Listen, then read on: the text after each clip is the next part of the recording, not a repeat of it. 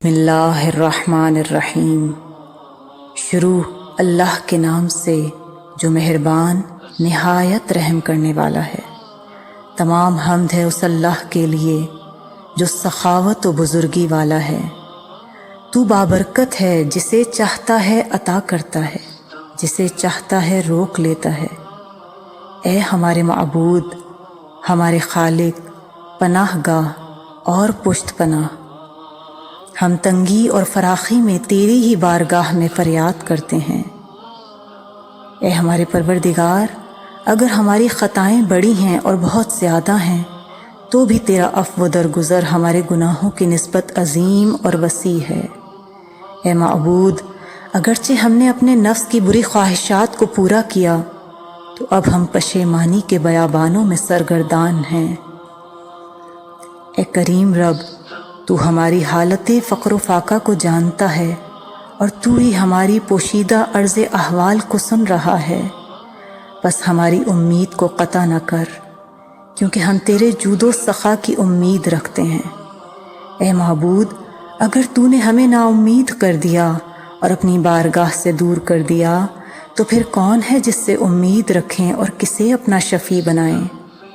اے کریم رب، ہمیں اپنے عذاب سے نجات دے کہ بے شک ہم قیدی خوار، خوف زدہ اور تجھ سے ہراساں ہیں۔ اے میرے معبود، اگر تو ہمیں 1000 سال تک بھی عذاب کرے تو بھی تجھ سے ہماری امید کا رشتہ ہرگز نہ ٹوٹے گا۔ اے کریم رب، اپنے عفو و درگزر کا ذائقہ چکھا اس دن کے جس میں مال اور اولاد کچھ فائدہ نہ دیں گے۔ اے پروردگار، اگر تو نے ہماری سرپرستی نہ کی تو ہم تباہ ہو جائیں گے۔